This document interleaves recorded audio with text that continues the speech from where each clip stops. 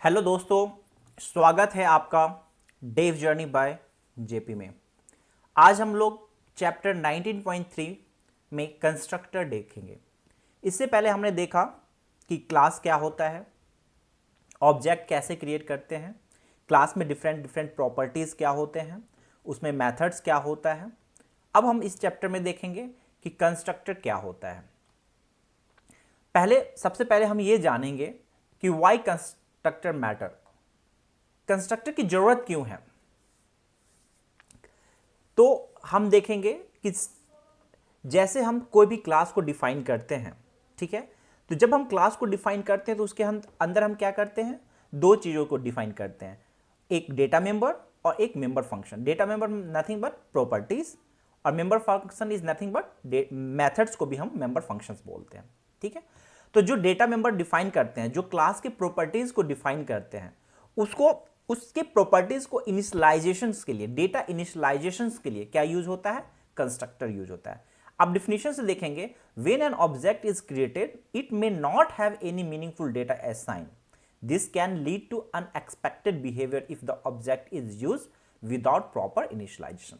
जब आप किसी क्लास को डिफाइन करते हैं और उसके जब ऑब्जेक्ट को क्रिएट करते हैं, तो ऑब्जेक्ट जब क्रिएट होता है तो बाय डिफॉल्ट उसका जो मेथड्स, जो बाय डिफॉल्ट उसके जो प्रॉपर्टीज होते हैं, अगर आप कंस्ट्रक्टर डिफाइन नहीं करोगे तो वो प्रॉपर्टीज प्रॉपरली असाइन नहीं होंगे, उसके वैल्यू इनिशियलाइज नहीं होंगे।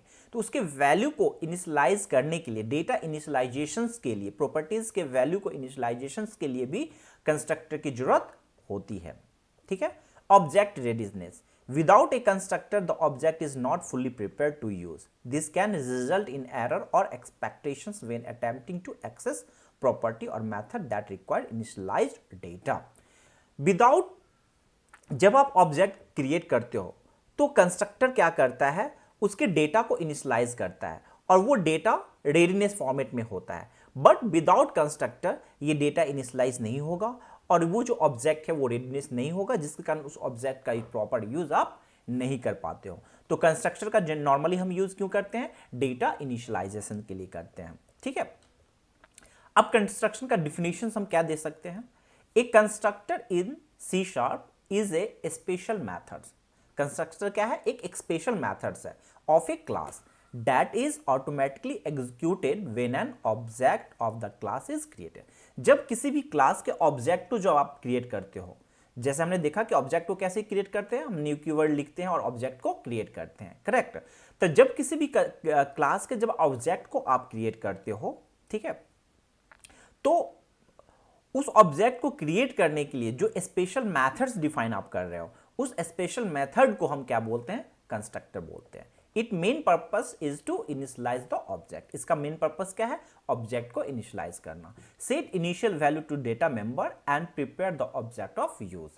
तो जब आप किसी क्लास के डेटा मेंबर प्रॉपर्टीज को आप डिफाइन करते हो तो कंस्ट्रक्टर का यूज क्या है, जब उस क्लास का ऑब्जेक्ट आप क्रिएट करते हो तो उस प्रॉपर्टीज के डेटा को इनिशियलाइज करना, ठीक है, और उस इनिशियलाइज करने के बाद उस ऑब्जेक्ट का हम यूज कर सकते हैं। तो इन सिंपल वर्ड कंस्ट्रक्टर को हम बोल सकते हैं a special method that initialize an object at time of creation. Object के क्रिएशंस के टाइम में ये कंस्ट्रक्टर क्या करता है, डेटा इनिशियलाइजेशन को करता है। तो कंस्ट्रक्टर भी क्या है, कंस्ट्रक्टर भी एक स्पेशल मेथड्स है। तो मेथड्स आपने मेथड्स के क्लास में देखा था, मेथड्स कैसे डिफाइन करते हैं। तो मेथड्स का कुछ रिटर्न टाइप होता है, उसका कुछ नेम होता है, कुछ पैरामीटर होते हैं, ठीक है, और उसको हम डिफाइन करते हैं। सिमिलर में हम कंस्ट्रक्टर को भी डिफाइन कर सकते हैं। तो डिफाइन करने का क्या तरीका है, की प्रॉपर्टीज ऑफ कंस्ट्रक्टर। तो कंस्ट्रक्टर को डिफाइन जब हम करते हैं तो पहला क्या है, same name. Constructor must match the class name exactly. जो भी आप क्लास का नाम दोगे, कंस्ट्रक्टर के मेथड्स का भी नाम सेम होगा। सपोज आपने क्लास लिखा कार, तो उसके जो कंस्ट्रक्टर होगा, उसका जो मेथड्स, कंस्ट्रक्टर भी क्या एक मेथड है, उस मेथड्स का भी नाम क्या होगा, कार होगा। तो एग्जैक्टली सेम नेम होगा क्लास के नेम से, पहला।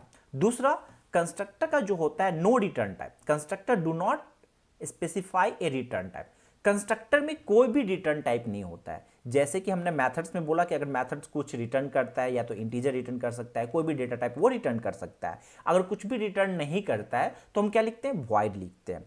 लेकिन कंस्ट्रक्टर के केस में जब वो कोई भी रिटर्न नहीं कर रहा है तो वॉइड हम लिखना चाहिए, लेकिन नहीं, इवन हम वॉइड भी नहीं लिखते हैं कंस्ट्रक्टर के केस में, ठीक है।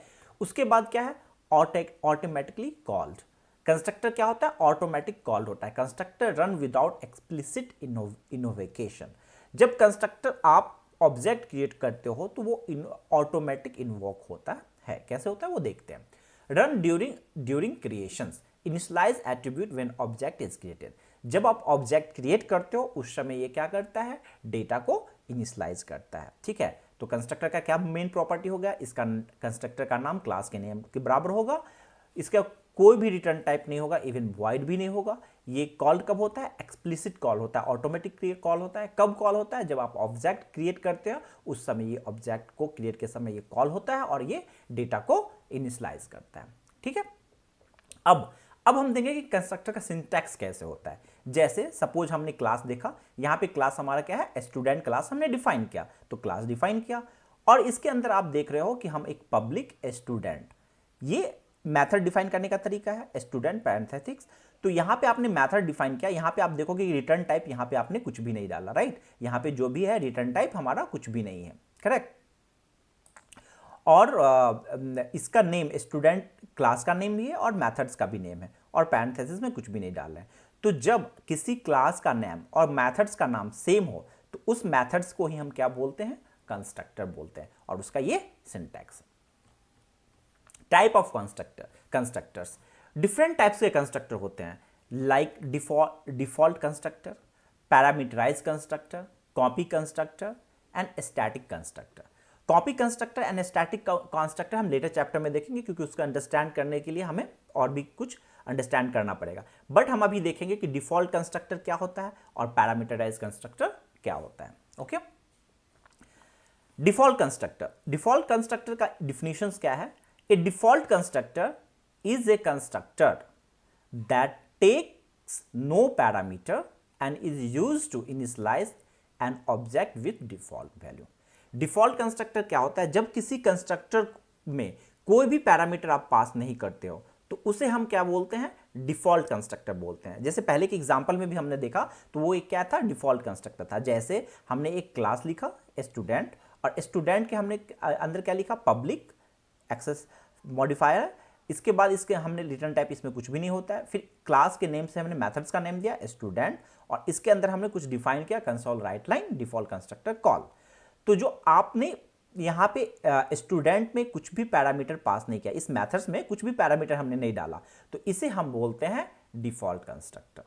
और डिफॉल्ट कंस्ट्रक्टर का कंसेप्ट क्या कहता है कि run automatically when object is created. जब आप ऑब्जेक्ट को क्रिएट करते हो, राइट, उस समय ये कंस्ट्रक्टर ऑटोमेटिकली कॉल होता है। नो इनपुट वैल्यू, इसके अंदर हम कुछ भी इनपुट वैल्यू नहीं देते हैं।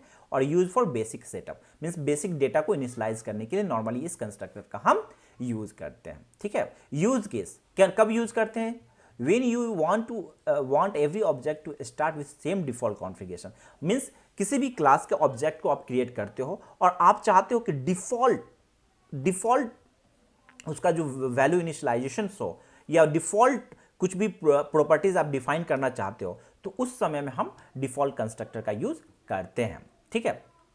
लेकिन अगर सपोज आपने कोई भी कंस्ट्रक्टर डिफाइन किया, किसी भी क्लास को आपने डिफाइन किया बट आपने डिफॉल्ट कंस्ट्रक्टर डिफाइन नहीं किया, मींस विदाउट पैरामीटर किसी कंस्ट्रक्टर को आपने डिफाइन नहीं किया, तो हमारा सी शार्प कंपाइलर क्या करता है, वो आपके लिए डिफॉल्ट कंस्ट्रक्टर को डिफाइन करता है, ठीक है। तो इसको हम एग्जांपल में देखेंगे कोड। तो हमने एक क्लास लिया पब्लिक क्लास स्टूडेंट, करेक्ट। अब हम इसके अंदर क्या करते थे, सपोज हमने एक डिफाइन किया property public int ID get set, एक प्रॉपर्टीज ऐसे डिफाइन करते हैं। गेट सेट क्या होता है अगर आपको पता नहीं है तो सपोज हम एक आईडी यहाँ पे क्रिएट करते हैं पब्लिक इंट आईडी, या स्टूडेंट का क्या होता है, roll number, correct, roll number. फिर हम क्या करते हैं, public string name, roll number name, public string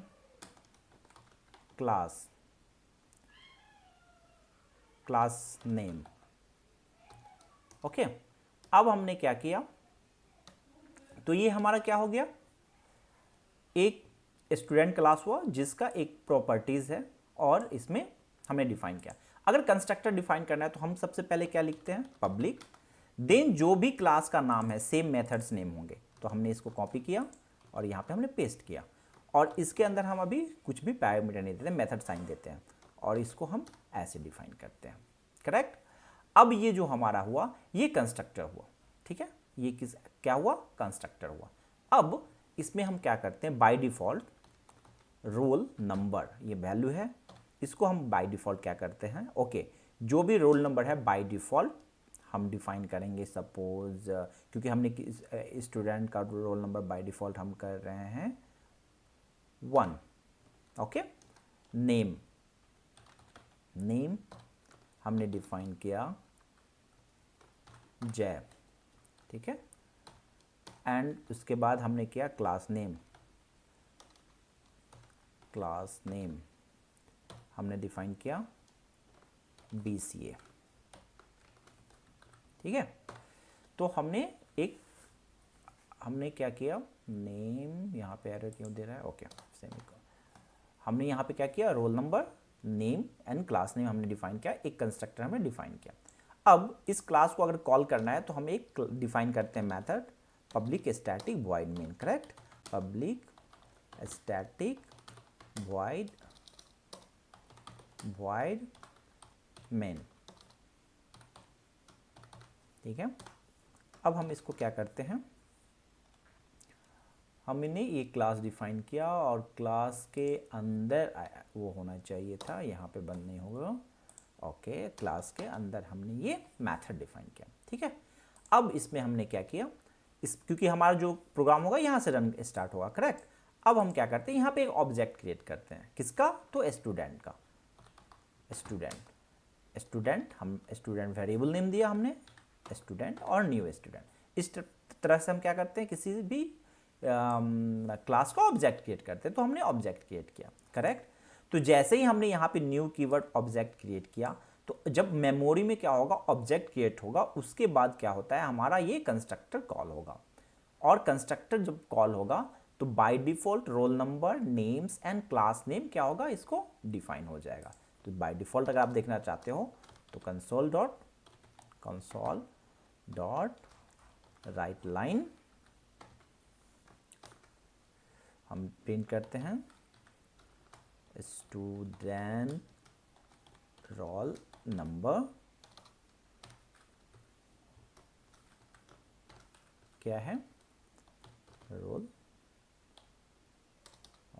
sorry, ये जो ऑब्जेक्ट है, राइट, कॉमा ऑब्जेक्ट डॉट, इसका कौन सा property, roll number, object dot, sorry, small right, student dot roll number, यहाँ पे प्रिंट हो गया। Similar way console dot log student name, student dot name,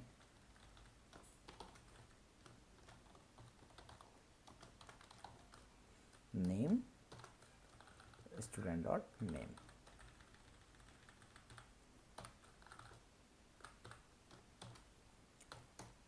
similar way console dot right line student class name.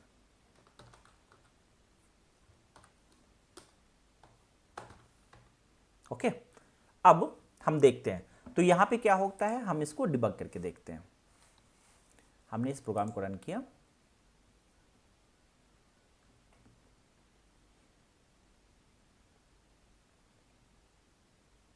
Correct.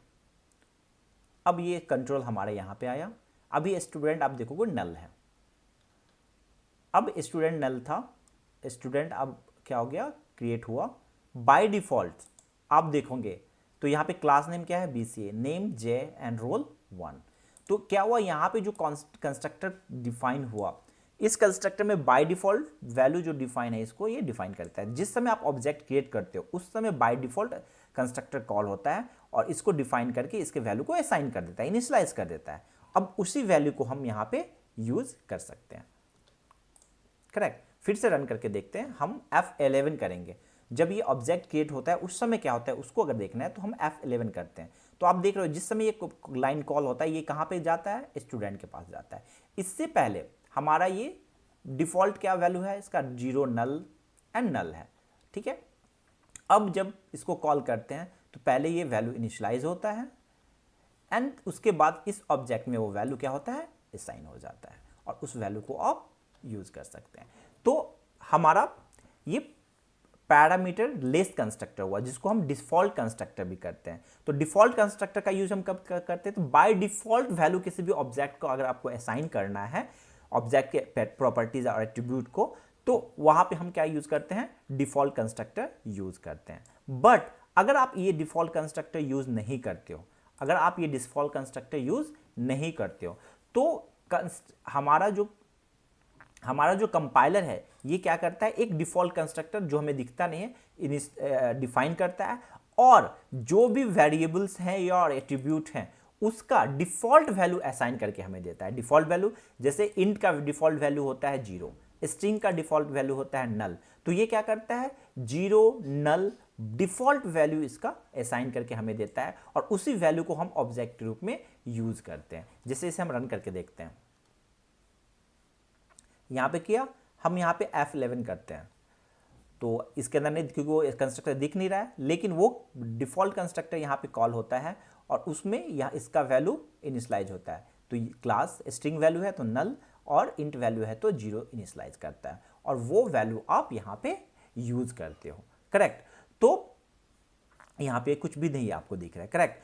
तो default constructor का आप use कहाँ पे करते हो, जब किसी भी ऑब्जेक्ट में, जब किसी क्लास के ऑब्जेक्ट को आप क्रिएट करते हो और उस समय ऑब्जेक्ट क्रिएशन के समय अगर डिफॉल्ट वैल्यू किसी भी प्रॉपर्टीज का सेट करना हो तो वहां पे हम क्या यूज करते हैं, डिफॉल्ट कंस्ट्रक्टर यूज करते हैं। और कंस्ट्रक्टर होता क्या है, जब किसी क्लास के अंदर एक स्पेशल मेथड्स होता है, ऐसा स्पेशल मेथड जो कि क्लास के नाम से ही होता है और जिसका रिटर्न टाइप कुछ भी ना हो, उसे क्या बोलते हैं, क्लास का कंस्ट्रक्टर बोलते हैं।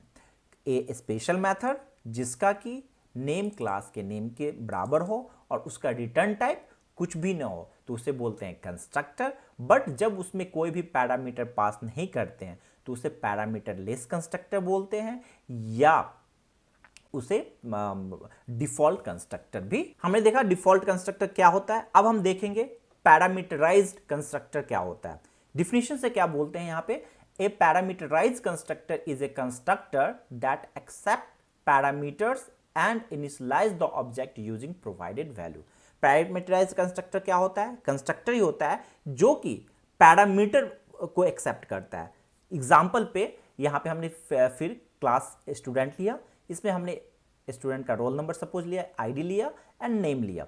अब जब हम कंस्ट्रक्टर डिफाइन करते हैं तो क्लास नेम और मेथड्स नेम सेम है स्टूडेंट, इसके अंदर हम पैरामीटर पास करते हैं। मेथड के अंदर जैसे पैरामीटर पास करते हैं, यहाँ पे कंस्ट्रक्टर के अंदर पैरामीटर पास करते हैं, इंट आईडी स्ट्रिंग नेम। ये आईडी अलग है और ये दोनों वेरिएबल अलग है। इसे हम क्लास वेरिएबल भी बोलते हैं और इसे हम मेथड्स वेरिएबल बोल सकते हैं। मेथड्स के लिए ये लोकल होता है। ठीक है। तो हमने पैरामीटर पास किया। अब इस वैल्यू को जो भी इनपुट करेगा उस वैल्यू से इनिशियलाइज करते हैं तो ऑब्जेक्ट गेट कस्टम वैल्यू। तो ये पैरामीटराइज कंस्ट्रक्टर का क्या यूज है कि कस्टम वैल्यू जब ऑब्जेक्ट का क्रिएट करना हो तो पैरामीटर कंस्ट्रक्टर का यूज करते हैं। जब सेम वैल्यू क्रिएट करना हो, जैसे आपने किसी क्लास का ऑब्जेक्ट क्रिएट किया, बार बार ऑब्जेक्ट क्रिएट किया, तो आप बार बार जब ऑब्जेक्ट क्रिएट करोगे तो अगर जो डिफॉल्ट कंस्ट्रक्टर आप डिफाइन करते हो तो डिफॉल्ट वैल्यू है सभी ऑब्जेक्ट के लिए डिफॉल्ट वैल्यू सेम होगा। करेक्ट। लेकिन अगर डिफॉल्ट पैरामीटर आप कंस्ट्रक्टर नहीं डिफाइन करते हो तो बाय डिफॉल्ट जो वेरिएबल्स का डिफॉल्ट वैल्यू होगा वो हमारा कंपाइलर के तरफ से वो वैल्यू दिया जाएगा। तो नल, स्ट्रिंग के लिए नल, इंटीजर के लिए 0, वो डिफाइन होगा। ठीक है। तो उस समय भी ऑब्जेक्ट जब क्रिएट करते हो तो सभी ऑब्जेक्ट के लिए वो वैल्यू क्या होता है, सेम होता है। बट आप चाहते हो कि नहीं, जब मैं ऑब्जेक्ट क्रिएट करूं तो उस ऑब्जेक्ट के लिए, उस ऑब्जेक्ट का जो भी एट्रीब्यूट है या प्रॉपर्टीज है उसके डिफरेंट डिफरेंट वैल्यू हो, तो उस समय हम क्या करते हैं, पैरामीटराइज कंस्ट्रक्टर का यूज करते हैं। तो यहीं पे वहां पे यही बोला गया है कि object get custom value, different object different data. Use case क्या है, when each object must have unique data. जब हर एक ऑब्जेक्ट के लिए आप यूनिक डेटा चाहते हो तो वहां पे हम क्या यूज करते हैं, पैरामीटराइज कंस्ट्रक्टर का यूज करते हैं। ओके, हम देखते हैं एग्जांपल में, इसे अगर हम पैरामीटराइज कंस्ट्रक्टर बनाते हैं तो हम क्या सकते हैं, सपोज हम रोल नंबर लेते हैं, नेम लेते हैं और क्लास लेते हैं। ठीक है, अब यहाँ पे हमने क्या किया, एक डिफरेंट वेरिएबल किया, int roll number. Roll number को हमने rn डिफाइन किया। Suppose name, string type name, name define किया, नेम को नेम डिफाइन किया, अदरवाइज स्टूडेंट, ताकि आप कंफ्यूज ना हो, स्टूडेंट नेम। ठीक है, उसके बाद स्ट्रिंग क्लास या ग्रेड, क्लास के जगह पे हमने ग्रेड डिफाइन किया। ठीक है, अब जब हम रोल नंबर, यहाँ पे ये वेरिएबल है roll number, name and class. Roll number में हमारा क्या हो जाएगा, जो भी ऑब्जेक्ट के समय वैल्यू फर्स्ट rn में पास करेगा वो रोल नंबर हमारा हो जाएगा। सिमिलर वे यहाँ पे हम क्या देंगे, स्टूडेंट नेम, करेक्ट, और यहाँ पे हम क्या देंगे, यहाँ पे हम ग्रेड। नॉर्मली हम वेरिएबल नेम सेम देते हैं यहाँ पे और यहाँ पे, बट हम आपको अंडरस्टैंडिंग के पर्पज से बोलते हैं। ठीक है, नहीं तो आप ऐसा भी कर सकते हो, नॉर्मली रोल नंबर ऐसा देना है तो आप यहाँ पे डिफाइन कर सकते हो अंडरस्कोर, स्टूडेंट नेम यहाँ पे देना है, आप यहाँ पे डिफाइन कर सकते हो डिफरेंट अंडरस्कोर, और क्लास नेम देना है ताकि आप कंफ्यूज ना हो। ओके, क्लास नेम, यहाँ पे इस वेरिएबल का नाम हमने दिया अंडरस्कोर और इसको रिप्लेस कर दिया यहाँ पे।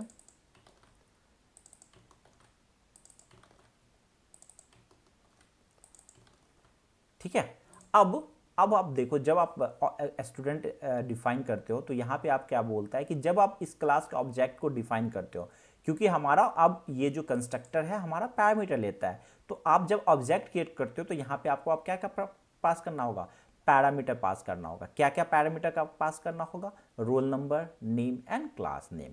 तो ये जो स्टूडेंट है, सपोज हमने स्टूडेंट फर्स्ट ऑब्जेक्ट क्रिएट किया जिसका नाम हमने दिया S1, और इसमें हमने दिया कि ओके फर्स्ट स्टूडेंट जिसका रोल नंबर क्या होगा 1, ठीक है, उसका नाम क्या होगा जय, एंड उसका क्लास क्या होगा 10। सिमिलर वे हमने दूसरा ऑब्जेक्ट क्रिएट किया स्टूडेंट S2, हमने न्यू हमने लिखा क्लास नेम, और इसमें हमने लिखा 2, roll number 2, name Ram and class 12। अब जब आप इसे प्रिंट करते हो तो स्टूडेंट रोल नंबर, यहाँ पे हमारा ऑब्जेक्ट का नाम क्या हो गया, चेंज हो गया है S1, correct, name S1 dot name ये ऑब्जेक्ट के लिए, और S1 dot class name, S1 dot class name first object के लिए। सिमिलर वे अगर हमें प्रिंट करना है सेकेंड ऑब्जेक्ट के लिए तो यहाँ पे हमारा क्या हो जाएगा S2 एंड S2। ठीक है, अब देखो इसे जब रन करते हैं तो क्या होता है, हमने रन किया, F11 प्रेस किया, ये यहाँ पे गया, यहाँ पे जब हम क्रिएट कर रहे हैं तो 1 जय, तो सेम यहाँ पे आ रहा है 1 जय एंड क्लास नेम। अब ये वैल्यू क्या हो गया 1 इनिशियलाइज हो गया था, इसका भी वैल्यू आप देखोगे 1 हो गया। नेम अभी आप देखोगे नल है, लेकिन नेम जिसने हमने कंस्ट्रक्ट पास किया कंस्ट्रक्टर में वो आ गया, सिमिलर वे क्लास आ गया, अब इससे बाहर आया। सिमिलर वे सेकेंड ऑब्जेक्ट हमारा क्रिएट होगा और पैरामीटर कंस्ट्रक्टर है तो ये ऑब्जेक्ट के वैल्यू को इनिशियलाइज करेगा। इनिशियलाइज करने के बाद अब आप देख सकते हो S1 का वैल्यू क्या क्या है 10 जे, प्लस का साइन की जगह पे माइनस कॉमा का साइन दिया था तो मैंने उसे करेक्ट किया। आप अब वैल्यू देख सकते हो कि ये वैल्यू आ रहा है। ओके,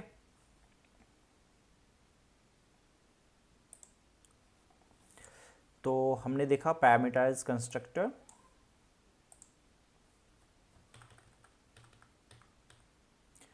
अब हम देखते हैं copy static and copy constructor and static constructor क्या होता है। कॉपी कंस्ट्रक्टर जो होता है, copy constructor create new object by duplicating existing one, while static constructor initialize class label member and execute once ensuring proper setup of static data। Copy constructor क्या करता है, जो एग्जिस्टिंग ऑब्जेक्ट है उस object को डुप्लीकेटिंग क्या करता है, डुप्लीकेट करता है एग्जिस्टिंग ऑब्जेक्ट को, उस वेरिएबल के वैल्यू को लेके और न्यू जो ऑब्जेक्ट है उसमें वो असाइन कर देता है। ठीक है। और स्टैटिक कंस्ट्रक्टर स्टैटिक मेंबर्स को इनिशियलाइज करने के लिए हम यूज करते हैं। बट ये चैप्टर जो कॉपी कंस्ट्रक्टर है एंड स्टैटिक कंस्ट्रक्टर है, हम नेक्स्ट चैप्टर में डिटेल से देखेंगे। ओके। अब हम देखते हैं कि जब हम ऑब्जेक्ट क्रिएट किया, हमने देखा ऑलरेडी, हमने क्या देखा कि जब हम ऑब्जेक्ट क्रिएट करते हैं फ्लो क्या होता है हमारा।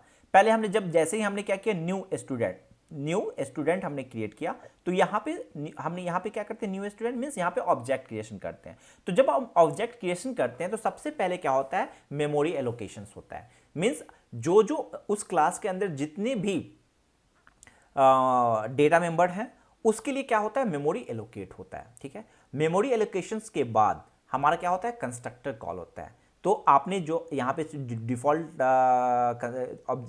कंस्ट्रक्टर कॉल कर रहे हैं तो यहाँ पे डिफॉल्ट कंस्ट्रक्टर कॉल होगा। अगर आप पैरामीटर पास करेंगे तो पैरामीटराइज कंस्ट्रक्टर कॉल होगा। और जब कंस्ट्रक्टर कॉल होता है तो क्या होता है कि जो कंस्ट्रक्टर के अंदर या तो आप डिफॉल्ट वैल्यू इनिशियलाइज करते हैं, नहीं तो आप जो पैरामीटराइज वैल्यू देते हैं वो इनिशियलाइजेशन होता है। उस इनिशियलाइजेशन के बाद हमारा जो ऑब्जेक्ट होता है वो रेडी टू यूज होता है। ठीक है। तो ऑब्जेक्ट क्रिएशन का फ्लो हमारा क्या है, ये है, पहले memory, then constructor call, then object is ready.